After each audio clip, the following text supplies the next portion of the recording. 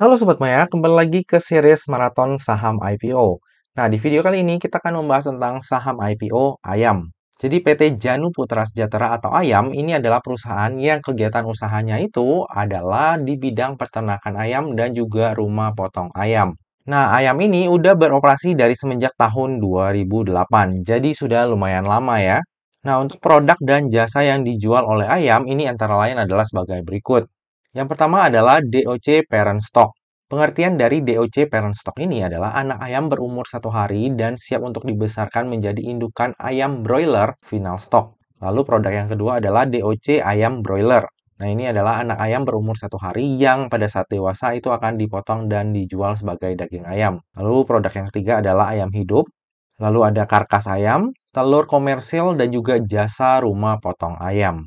Nah, untuk kapasitas produksi dari ayam sendiri adalah sebagai berikut nih Sobat Maya. Jadi ayam ini memiliki 29 kandang ayam parent stock yang dapat menampung kurang lebih 290.000 ayam. Lalu ayam juga memiliki 10 mesin penetas telur dan kapasitas totalnya mampu menetaskan sekitar 90.720 telur per mesin dalam satu siklus atau per 3 minggu. Lalu ayam juga memiliki peternakan ayam broiler milik sendiri dengan kapasitas 190.000 ayam serta peternakan ayam broiler dengan sistem sewa, serta kemitraan dengan kapasitas 630.000 ayam. Lalu ayam juga memiliki rumah potong ayam dengan kapasitas 4.000 ekor per jam dan cold storage dengan kapasitas 180 ton. Dan terakhir, ayam juga memiliki peternakan ayam petelur dengan kapasitas 150.000 ayam. Ayam juga memiliki 2 lokasi kandang breeding parent stock yang berlokasi di Ngawis dan juga Purbalingga.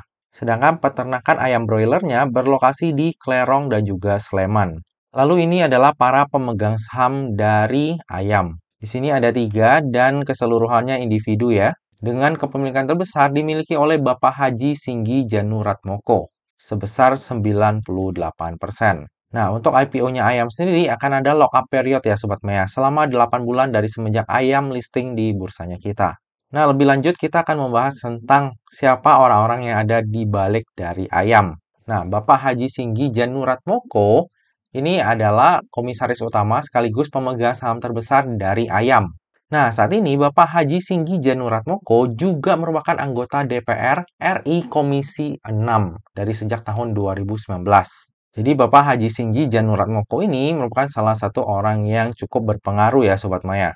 Lalu selain itu, untuk komisaris independennya Bapak Arsad Idrus, ini juga merupakan tenaga ahli DPR RI dari tahun 2009 hingga tahun 2019. Jadi punya pengalaman di dunia politik juga. Nah, jika sebuah perusahaan IPO dan di baliknya itu ternyata ada orang yang cukup berpengaruh, biasanya untuk momentum jangka pendek ini akan menjadi sentimen yang positif ya. Maka di IPO-nya Ayam juga akan seperti itu. Mari kita nantikan. Oke, lalu ini adalah laporan kinerja dari Ayam. Jika kita lihat dari sisi penjualan ataupun revenue-nya, dari tahun ke tahun ini malah terjadi penurunan ya Sobat Maya.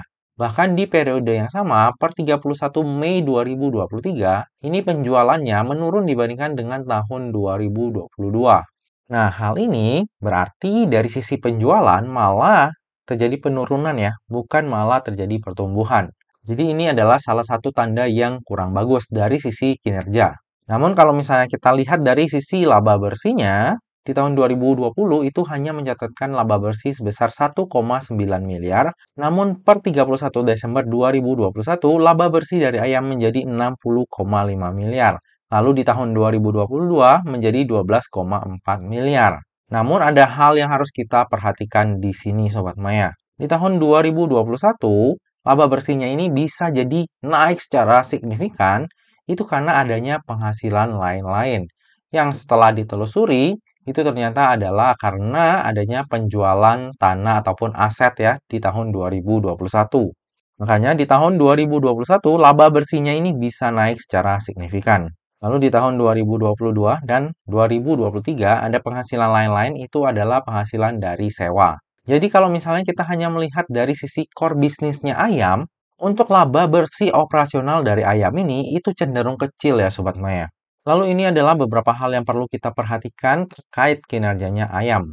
Nah, hasil produksi utama dari ayam itu adalah dari hasil segmen budidaya, produk ayam broiler yang menyumbang sebesar 48,9% dan segmen breeding dari produk DOC sebesar 37%. Lalu hingga 31 Mei 2023, kontribusi dari rumah potong ayam berupa karkas ayam dan jasa maklon masih belum berkontribusi optimal dikarenakan segmen tersebut baru beroperasi per Maret 2022. Jadi ada kemungkinan di masa mendatang, kontribusi dari rumah potong ayam ini akan jauh lebih besar dibandingkan yang saat ini tercatat. Nah, jika kita lihat di tahun 2020 hingga tahun 2022, kan terjadi penurunan pendapatan ya Sobat Maya. Nah, kalau kita melihat dari sisi prospektus, ini kalau perusahaannya bilang bahwa ya itu karena terdampak pandemi. Ya make sense ya. Di saat pandemi itu banyak banget sektor yang terdampak. Salah satunya ya segmen ayam-ayaman seperti ayam ini ya. Lalu di bisnis seperti ayam ini juga ada intervensi ya kadang dari kebijakan ataupun program pemerintah. Nah, ini yang mengakibatkan bisnis di sektor ataupun segmen ini agak rada-rada sulit lah menurut saya pribadi Sobat Maya. Oke, lalu kita lanjut melihat struktur IPO-nya. Jadi dalam IPO ini sebanyak-banyaknya 800 juta lembar saham atau mewakili sebanyak 20% dari modal ditempatkan dan disetor penuh yang akan ditawarkan kepada masyarakat. Untuk harga penawarannya sendiri berkisar antara 100 hingga 110, sehingga dana yang akan diraup dari IPO ini adalah sebanyak-banyaknya sebesar 88 miliar. Lalu dana IPO tersebut akan digunakan untuk tujuan-tujuan sebagai berikut. Yang pertama adalah sekitar 40,6 miliar itu akan digunakan untuk pembelian beberapa bidang tanah di Desa Ngawis. Untuk tujuan yang pertama ini, itu transaksinya dengan pihak afiliasi. Lalu yang kedua, sekitar 15,5 miliar itu akan digunakan untuk pembelian beberapa bidang tanah di Desa Sono, Yogyakarta, dan pembangunan fasilitas hatchery baru, di mana pembelian beberapa bidang tanah berikut pembangunan fasilitasnya merupakan satu rangkaian transaksi. Nah, untuk tujuan yang kedua ini pun itu merupakan transaksi afiliasi. Lalu yang ketiga, sekitar 11,5 miliar itu akan digunakan untuk pelunasan seluruh utang kepada PT Janu Putra Abadi atau JPA selaku entitas asosiasi perseroan, di mana penyertaan perseroan adalah sebesar 20% di JPA. Nah, tujuan yang ketiga ini juga transaksi afiliasi dan sebenarnya agak kurang oke ya. Dan tujuan yang terakhir, sisanya itu akan dipakai untuk modal kerja. Nah, untuk tujuan penggunaan dana IPO dari ayam, ini kurang oke ya Sobat Maya, karena banyak banget transaksi afiliasinya. Oke, kita lanjut melihat underwriter dari IPO-nya ayam ini. Nah, yang akan menjadi underwriter di IPO-nya ayam adalah UOB Kay Hian Sekuritas atau dengan kode brokernya AI. Nah, AI ini di tahun 2023 sudah lumayan banyak ya mengawal saham IPO nih Sobat Maya. Dan jika kita lihat di sini, belum ada satupun saham IPO yang dikawal oleh AI itu tutup di zona merah di hari pertamanya listing. Alias untuk momentum jangka pendek, AI ini bagus ya Sobat Maya. Bisa kita lihat IPO terakhir yang dikawal olai AI itu adalah Koka dan berhasil tutup di zona hijau nih Sobat Maya di hari pertamanya listing. Walaupun untuk saat ini harga Koka itu udah turun banyak banget. Ini adalah salah satu hal yang saya juga wondering ya. Dan mungkin suatu hari akan saya bikin videonya juga terkait Koka ini. Tapi ya saat ini kita fokus ke IPO-nya ayam dulu. Lalu berikut ini adalah laporan keuangan dari ayam. Jika kita melihat total ekuitasnya, ini naik signifikan ya di tahun 2021. Dan di tahun 2022 pun terjadi kenaikan. Nah, kenaikan yang signifikan ini salah satunya ya biasa ya setoran modal dan juga adanya penghapusan piutang usaha kepada pihak berelasi. Jadi bukan pertumbuhan ekuitas yang terjadi karena kinerja perusahaan yang luar biasa. Nah, bagi Sobat Maya yang konsen terhadap daftar efek syariah, jika kita lihat dari sisi rasio utang dan juga sektor usahanya, maka ayam ini akan masuk ke dalam daftar efek syariah. Lalu ini adalah valuasi dari ayam untuk tahun 2023. Saya bikin di rentang harga IPO-nya yaitu di harga 100 hingga 110. Nah, jika nantinya ayam ini listing di harga terendahnya yaitu di harga 100, maka PR-nya akan berada di 39,16 kali dan PBV-nya di 2 kali. Sementara market cap-nya berada di 400 miliar. Lalu jika nantinya ayam ini listing di harga tertingginya yaitu di harga 110, maka PR-nya akan berada di 43,08 kali dan PBV-nya di 2,1 kali dengan market cap sebesar 440 miliar. Jika kita bicara dari sisi valuasi, untuk valuasi ayam ini cenderung agak mahal ya Sobat Maya untuk ukuran saham IPO. Tapi gimana Kak kalau misalnya kita melihat valuasinya Ayam dibandingkan dengan kompetitornya? Nah, langsung aja kita lihat ya. Di sini saya taruh untuk kompetitornya itu adalah Main, WMUU, dan juga SIPD. Kalau misalnya kita bandingkan dengan JPFA ataupun Jepin, kayaknya size-nya terlalu jauh ya. Nah, kalau misalnya kita bandingkan dengan kompetitornya, ternyata untuk pair dari Ayam ini ya sebenarnya nggak besar-besar banget ya.